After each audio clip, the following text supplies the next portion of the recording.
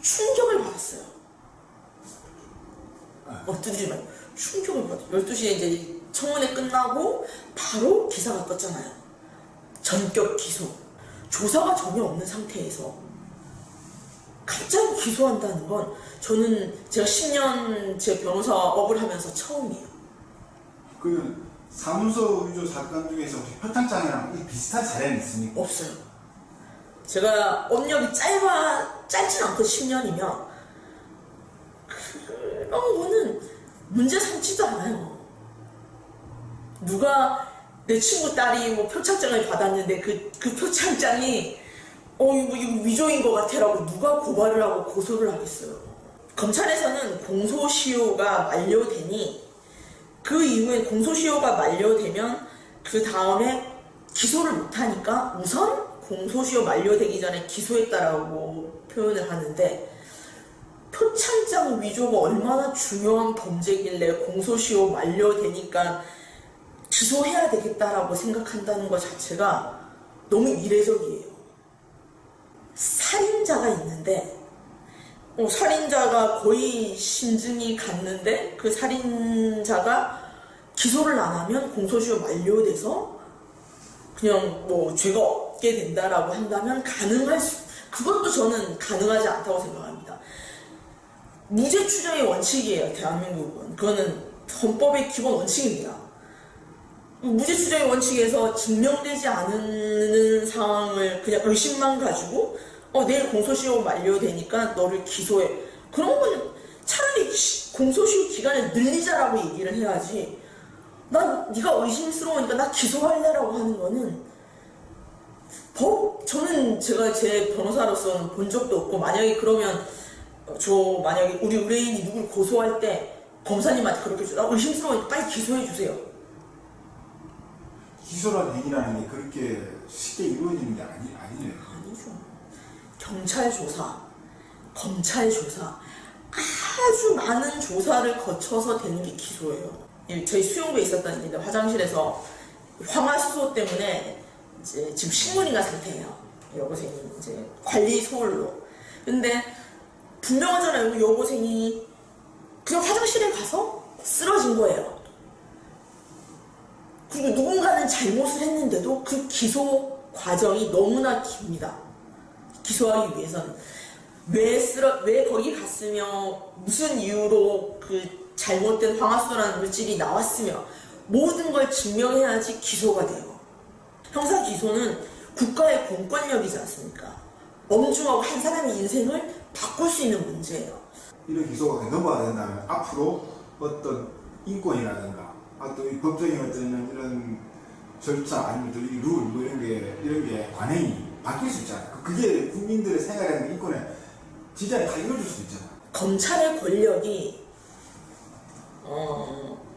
어떠한 현상에 대해서 개입을 했을 때, 정치적인 현상이든 어떤 현상에 대해서 이렇게 자의적으로 개입한 것처럼 보이면 안 된다는 거죠. 그 기소가 정당할 수도 있어요. 정당할 수도 있고 공소시효 만료됐으면 비록 처벌받으실 수도 있어요. 그거는 변론으로 하고, 그게 어떤 범죄에서는 공소시효가 만료됐으니 기소해야 되고, 어떤 범죄는 수사가 안 됐으니 공소시효가 만료돼도 기소할 수 없다는 자의적인 판단이, 그게 위험하다는 거예요. 이게 기소 독점주의의 폐해거든요. 검사가 그냥 이거는 기소해야 되겠어. 왜? 내일 공소시효가 만료됐으니 이건 처벌해야 되니까. 근데 어떤 범죄는 넌 시시하니까 안 해도 돼. 그건 아니잖아요. 그 잣대는 똑같아야지. 기소를 하면은 기소가 되면 재판 이제 수사 과정을 넘어가잖아요. 그렇죠. 그러면은 그 조국 후보의 와이프가 출석할 의무가 없다고 하는데. 기본적으로는 기소가 되면 검찰의 수사는 종료가 되고 법원이 모든 거를 진행해야 돼요. 그런데 특별한 경우에 조사가 좀 부족하다고 싶으면 공판 검사도 수사를 할 수는 있지만 그것 또한 이례적인 거죠. 특별한 사유가 있어야 된다. 그냥 내가 공소시효가 만료됐기 때문에 이를 기소했다라고, 그 피고인을 기소했다라고 해서 그냥 수사할 수는 없어요. 그건 맞습니다. 그냥 저희가 이제 수사 단계에서는 피의자를 마음대로 불러서 피의자 피고인이 다르거든요. 피의자는 수사 단계에 있는 사람이고 피고인은 기소 이후에 법원의 절차를 거치는 사람인데 피고인은 법원에서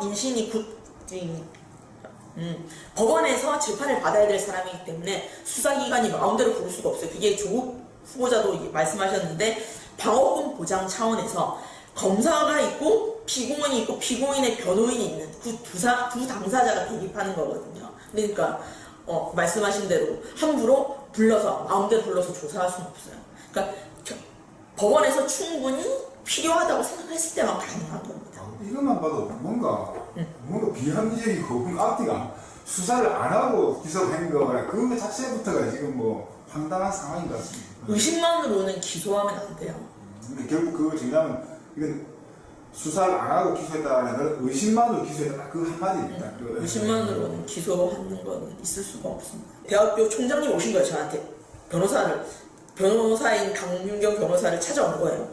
내가 너무 억울하다. 지금 내가 어떤 표창장에 도장도 안 찍어줬는데 어떤 교수가 내 직인을 도용을 한 것 같다. 그리고 그 도장을 찍어서 자기 딸을 2년 뒤에 의전원에 보냈다. 그래서 내가 얘를 고발해야 되겠다. 그거를 나한테 도와달라. 검찰에 고발하게끔 도와달라고 하면 저는 사전 말도 안 되는 소리 하지 말고 가세요. 이게 무슨 사건이 된다고 지금 검찰이 그거 해주겠어요. 말도 안 되는 소리를 하시고 그럼 2년 뒤에 그러면 진짜 내가 양심이 있어가지고 돈 받고 그런 거 고소 대리 못합니다. 저는 그럴 거예요. 근데 그런 일이 벌어진 거예요 지금. 저희가 고소 대리도 많이 하거든요. 그 어저께 그 SBS에서 직인 나왔다고 한 거 있잖아요. 그거 나와도 변명할 거 아니 변명이 아니라 아니 우리 여직원도 근데 이제 그 총장님 우리 여직원도 내 거 갖고 있다고요. 말이 돼요 진짜? 어떻게 증명할 거예요? 어떻게 증명할 거야? 처벌하려면 증명을 해야 이게 증명이 돼. 범죄의 처벌에 명확한 증거가 없으면 안 돼. 그럴 것 같아라고는 절대 처벌을 못해요. 의심스러워. 그러면 그 세상이 쉬워요. 그러면 내가 돈 떼인 놈들 다 감옥에 쳐넣지. 강 변호사님이 재판 중에 또는 또 개인적으로 이렇게 알고 계신 검사들도 있을 건데 그 검사들 대부분이 그런 사람들인지 또 그 정말 조직 이기주의로 그렇게 하는 건지 국민들은 좀 그게 이해가 안 되거든요. 어떻게 이럴 수가 있을까? 그때도 상황일 텐데. 제가 검찰 조직에 대해서 말씀드리면 엄청 폐쇄적이에요. 이분들이 나쁘다, 정의롭다, 정의롭지 않다를 떠나서 폐쇄적입니다. 아니 조직에 왜 충성을 해요? 내가 정치인이지만 내가 민주당에 충성하는 건 아니잖아요. 민주당의 우리의 방향, 문재인 대통령에 대해서 내가 존중하고 따르지만 그건 문재인 대통령의 생각, 비전, 대한민국의 미래, 가치에 그러니까 따르는 거지. 그 한 사람을 충성하는 게 아닌데 사람도 아니고 그 조직? 내가 행정부에 충성한다? 말이 돼요?